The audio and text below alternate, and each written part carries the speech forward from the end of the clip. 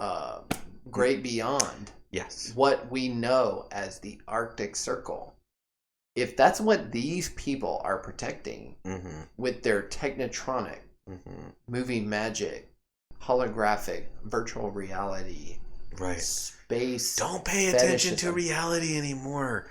Just because you travel in an airplane and are always upright doesn't mean you don't live in a ball and don't explore. Don't explore.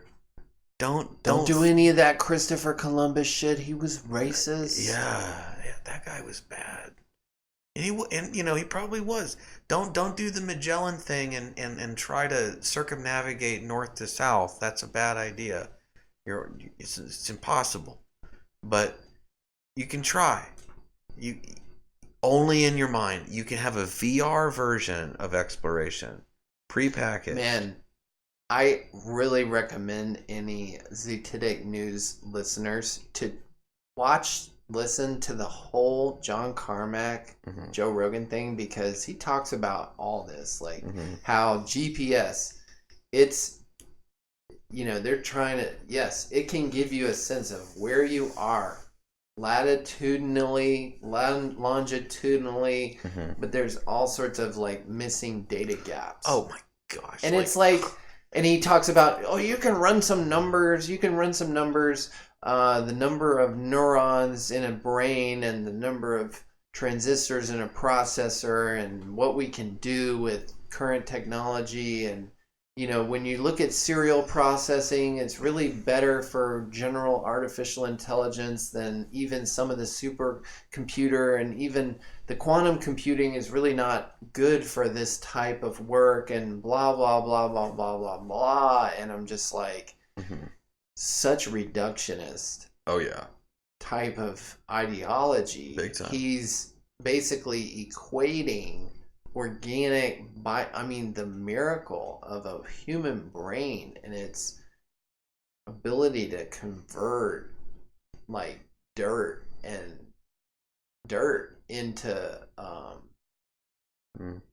what we are, like with silicon. And that's what's going on here. It's like really it is very satanic stuff. Well, because ultimately it's trying to confine consciousness to this sort of ghostly mechanistic simulacrum as the height of its evolution, and that our destiny is bound up within the future of VR land. And all these VR bars that are going to start to crop up. And, hey, it's just the new frontier, and this is the evolution of consciousness that you're supposed to accept, and this is where we're going, and this is where we'll stay.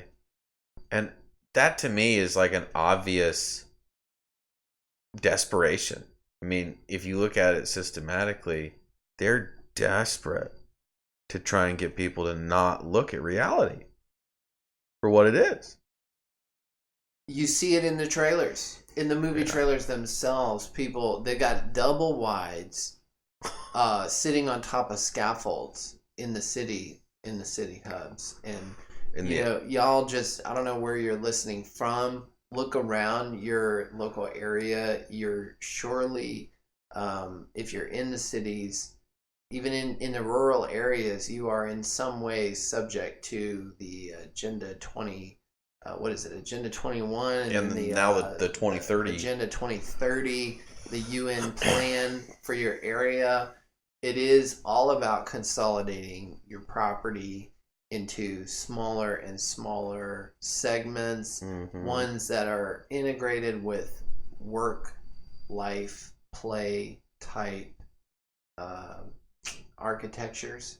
Yes. And it's very paternalistic. It's like, we're going to confine your existence to this little region because we know exactly, algorithmically, predictively, how you're going to behave for the next 2 months, 2 years, 2 decades. I mean, that's what they want. It's just more and more predictability, more and more algorithmic reductionism over the entire population. And it's they've progressed quite some way, like alarmingly so. Like it's kind of like a parabolic ascent towards this incredibly nefariously lofty goal. Well, I think that indicates that the reason they are so comfortable with advertising the artificial intelligence value proposition, so call it, is because it already exists in a laboratory somewhere on some server. There is an generally artificially intelligent being, perhaps one that is governing the affairs of our global civilization as we know it, this thing we call Earth, and like the news cycle and the financial markets and all of that.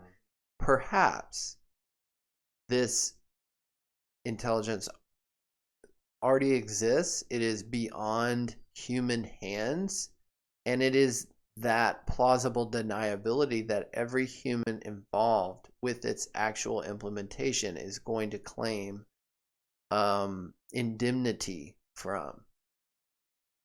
You know what I'm saying? And have to wholly acquiesce to in order to just still survive. And then that's really the goal of the ponerocracy, which is rule by evil. And so evil, people typically associate the term evil with something that has to be like premeditated malintent, malevolence.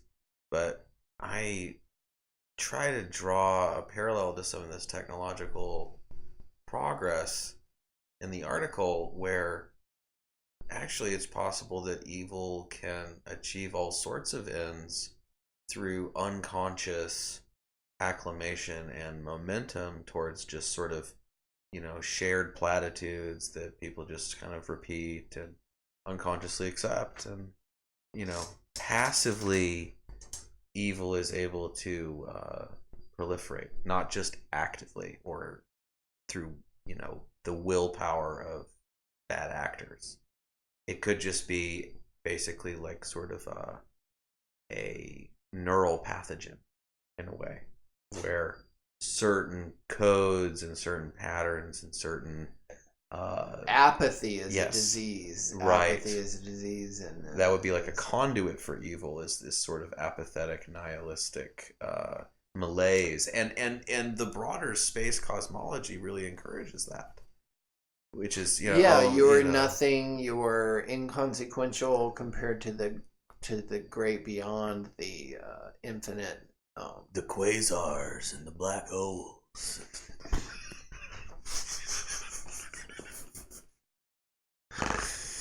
Yeah, so you might as well just play a game and earn some points, and and live in a small little Tokyo closet. I meant to make this point earlier, that the living quarters are getting oddly closer and closer to the size of a coffin.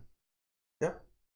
And hey, if you're inside the coffin, maybe that's going to be ideal real estate if you've got one of these life support machines, so that you can stay on your VR. Baton? Do we need to play out to Baton? I mean, it really,